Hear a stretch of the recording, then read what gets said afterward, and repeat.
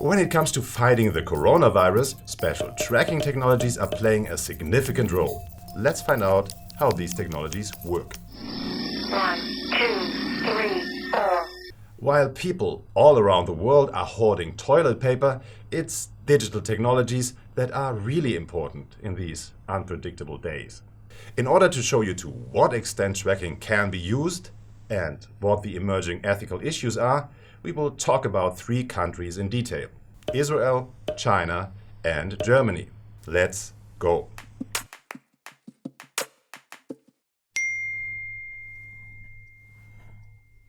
Hello. According to an epidemiological investigation, you were near someone who tested positive for the coronavirus.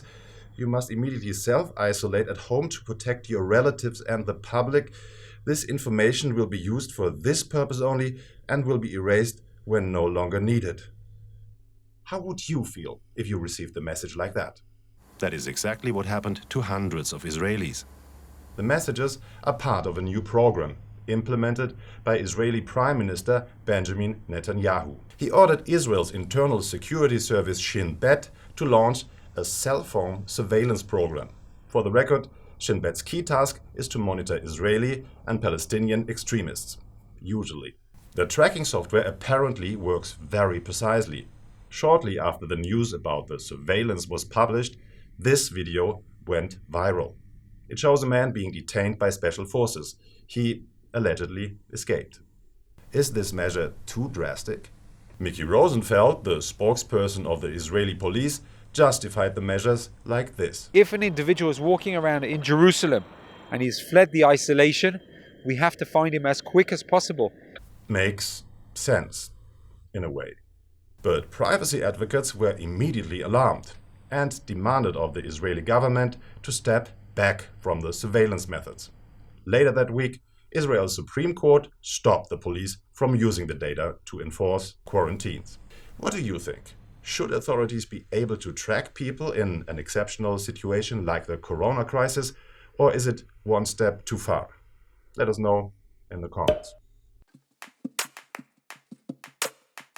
When it comes to tracking, some regions in China have reached a whole new level.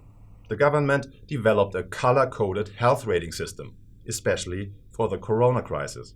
It is tracking health and traveling data of millions of people in real time. After analyzing the data, it assigns a color to them: green, yellow, or red. Only people with a green color code are allowed in public spaces. Yellow means that person has to stay in quarantine for 7 days. Red means 14 days of quarantine.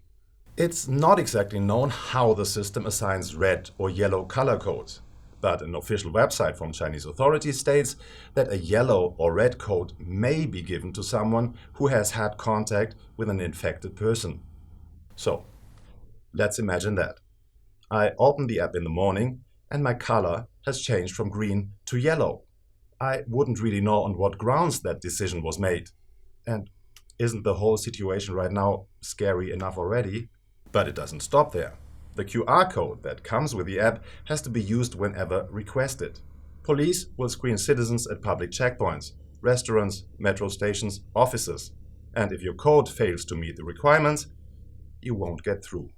And while the police is already at it, they also feed the system with more data by checking your body temperature. Sounds pretty effective, but it's unlikely that a system like that would be implemented outside of China.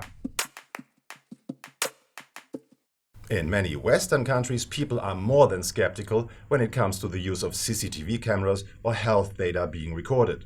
Especially in Germany, citizens are very concerned about their data privacy rights.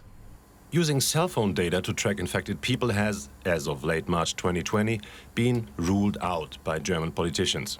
Instead, a different app is being discussed. Germans can voluntarily install it on their smartphones.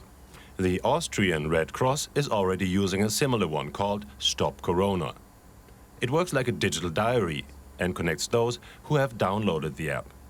If someone is infected, the app can be used to send anonymized information to all people who have had contact with the infected person in the past 2 weeks, provided, of course, they have downloaded the app and agreed to the terms of use.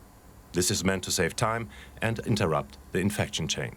To be honest, I'm very unsure whether governments should use extreme measures like in China or Israel. Okay, it's a fact that some people don't seem to understand the seriousness of the current situation. And therefore, I think it's okay for the state to punish people that don't abide by the emergency regulations. But invasive mass surveillance measures like in China is a step too far in my opinion. Apart from that, I think we should be very cautious to make sure the emergency measures taken at the moment won't become the norm. How about you? What is your opinion on all of this? Let us know in the comments. If you like this video, give us a thumbs up and don't forget to subscribe to our channel. Stay healthy. Bye bye.